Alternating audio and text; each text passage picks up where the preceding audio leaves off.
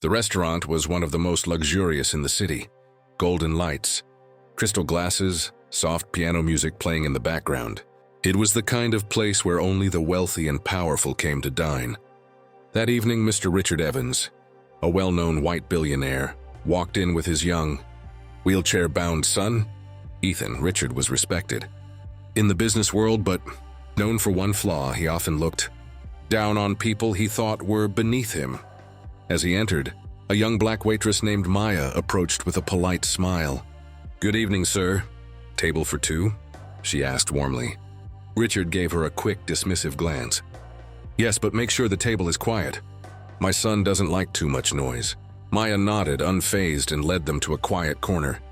Ethan smiled shyly at her. "Hi," he said softly. She smiled back. "Hi there, champ." But Richard cleared his throat, his tone sharp. "Ethan, manners. Don't talk to staff while they're working." Maya felt the sting of those words but didn't show it. She'd faced that kind of tone before, from customers who thought kindness was a favor, not a duty. As the dinner went on, Richard barely acknowledged her presence. Every time she came to refill water or serve a dish, his replies were cold and clipped. Ethan, however, kept sneaking glances at her. He liked her gentle smile and the way she talked to him like he mattered. At one point, Ethan dropped his fork, and before Richard could scold him, Maya quickly picked it up. "No worries, sweetheart," she said. "Happens to all of us." Richard frowned. "Please don't call him that." Maya nodded politely, but inside she felt her heart sink. She was used to being treated like she didn't belong, but it never stopped hurting. A few tables away, a group of waiters whispered quietly. They'd all served Richard before. "He never tips well," one said. "And he always acts like he owns the place." Maya sighed. "Let's just do our job," she said softly. "You never know what someone's going through." Halfway through dinner, Richard's phone rang. He excused himself, leaving Ethan at the table. Ethan turned to Maya. "You're really nice," he said. "My mom used to smile like you." That stopped her. "Used to?" she asked gently. Ethan looked down. "She died last year. Dad doesn't talk about her much." Maya's eyes softened. "I'm so sorry, sweetheart. She'd be proud of you." When Richard returned, he saw Ethan talking to her and frowned again. "I thought I asked for privacy," he snapped. Ethan looked scared. Maya quietly stepped back and said, "Of course, sir. I'll bring your dessert." But as she turned away, she noticed something. Richard's hand trembling slightly as he held his phone. His voice, though stern, carried exhaustion. Maybe anger wasn't the only thing he was carrying tonight. Still, she said nothing. When the meal ended, Maya brought the bill. Richard took it, glanced briefly, and then scribbled his signature. "No tip." Maya nodded politely, whispering, "Thank you, sir. Have a good night." As she walked away, Ethan looked disappointed. He turned to his father. "Dad, she was really nice. You could have said thank you." Richard sighed. "Ethan, not everyone needs our attention. Let's go." But just as he wheeled his son toward the exit, the manager approached.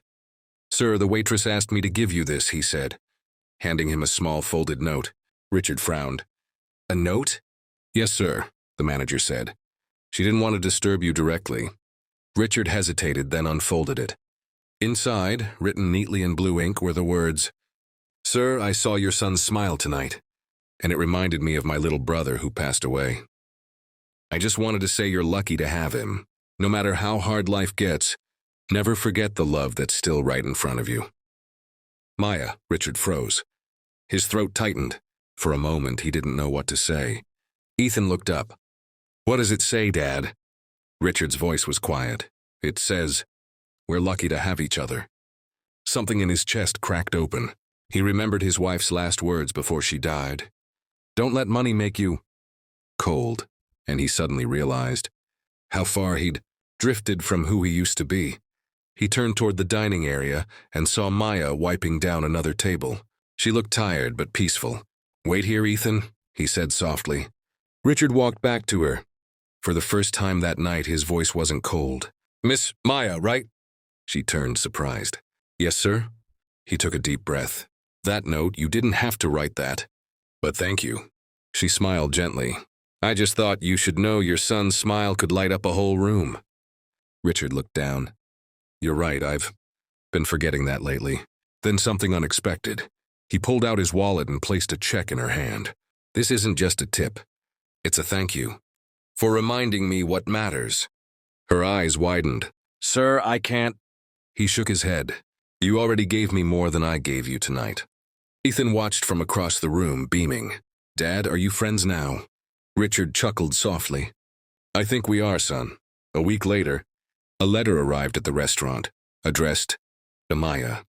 Inside was a simple card that read, You changed a father's heart that night. Thank you, Richard and Ethan. And enclosed was a donation. Receipt. Richard had made a large contribution to a local children's hospital. In memory of Maya's brother, Maya's eyes filled with tears. For the first time in years, she felt seen, not as a server, but as a person.